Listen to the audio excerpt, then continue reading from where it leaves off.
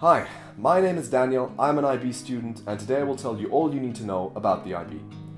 The IB, or International Baccalaureate, is a school system founded in Geneva, Switzerland. It's relatively new and spans from kindergarten to graduation in 4 separate programs.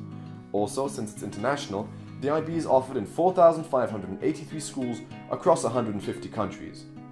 You can check if it's in your country by searching up here. The IB is different from other school systems because it's exclusively private. So no matter where you go to school, if you're in the IB, you have to pay. Also, IB schools often have a lot of international students. And this is something the IB is really proud of. So if you're in an international school, you're probably going to have many students from different countries, religions, or language backgrounds. That said, IB schools are mainly taught in English, with some schools offering bilingual degrees in English and another language.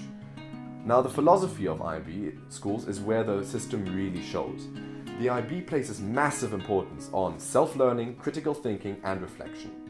Now let's go through these in order. Firstly, self-learning. Traditional school systems often have a teacher standing in front of the class telling you what you need to know and what to write down. Then you study for the test, pass, and move on to the next topic. Doesn't really give you much involvement in the class, but it gets the job done. The IB takes a very different approach, especially in the younger years. In an IB school, you'll write many more research projects and essays. Of course, there is still a teacher teaching a class, but then you're encouraged to go online and research topics on your own. Also, tests are valued much less in traditional school systems. Essays and research projects take up a bigger part of your grade as well. The idea in this is to teach research skills and involve you in what you're learning, which is a good idea. The second part is critical thinking.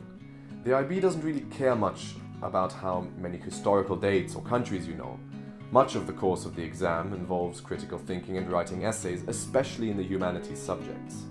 The system asks you to question the things you're learning and make your own opinions about things that are happening in the world. This is also seen in the exams, which are mostly essay-based, except for in the sciences and maths, of course. The final part is reflection. The IB takes this so seriously that between years 7 and 11, roughly 25% of your grade is based on reflections. You're going to write reflections on just about everything. Exams, essays, performances, projects, sports activities. Everything you do in the IB will be reflected upon. This is really tedious, but has good intentions. The idea is it forces you to rethink what you're doing and improve in yourself. This really sets the IB apart from other school systems in the world, making it truly new and groundbreaking. I hope this has helped you in understanding the IB, and if you want more specific information, check out the videos on this channel. Thank you and goodbye.